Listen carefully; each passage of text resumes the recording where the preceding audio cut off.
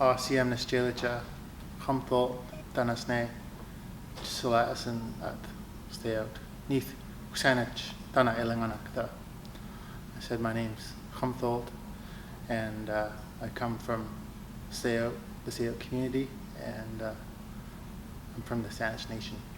My work has been focused on revitalizing the traditional knowledge system and practice of the Saanich reef net fishery. And that was something that was wrongfully taken away from us probably a century ago. There are only a few last remaining reef net fishermen in my community. They're elders. So I've been really focused on trying to get this back to the community.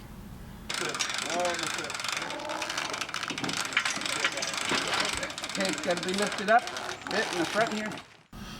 Reef net fishing it's a fishing technology that was given to us by, we believe, by the Creator and by the salmon people. The reef net did two things. It distinguished our people as a nation because we were the only people, the Strait Salish people were the only ones who had this reef net fishing technology. But it also brought us together as a nation.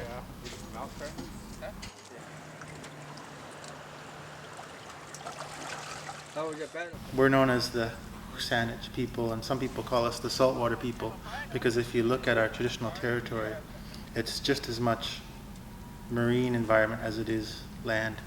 So our territory is really water.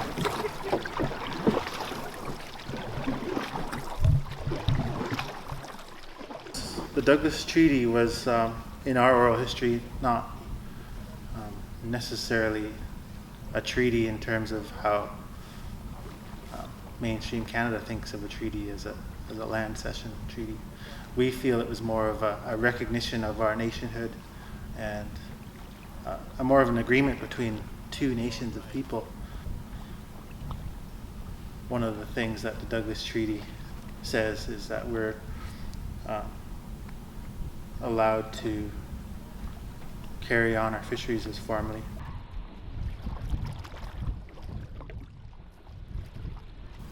Quite often you would hear our elders talk about the reef net as the princess of the tides. Just as women and females create life and give life, so does the reef net. It gives us life. We're almost ready to set this. Very exciting. I'm like ready to put this on. Nick, you gotta watch this. We're reef netting again. So it's a stationary technology. It's anchored. The lead is anchored. The canoes are anchored, and the net is suspended in the water between those canoes.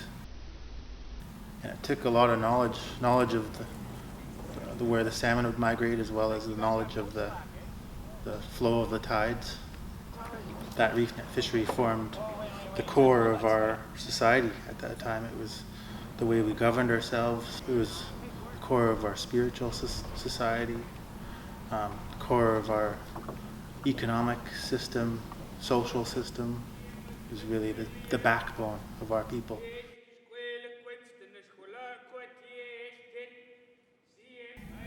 One of the things that my uncle said along this journey is he said, "I hear you want to bring the reef net fishery back." And I said, "Yeah, I do.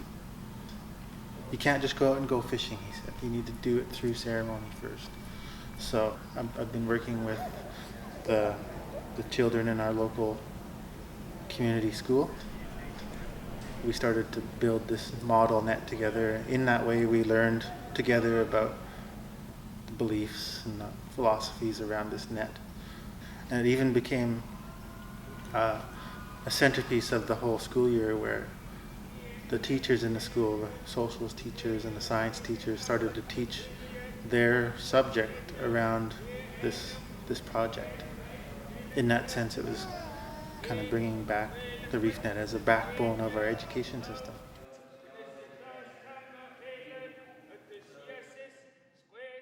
It's my vision all of our vision, that we can all be reef net fishing people again.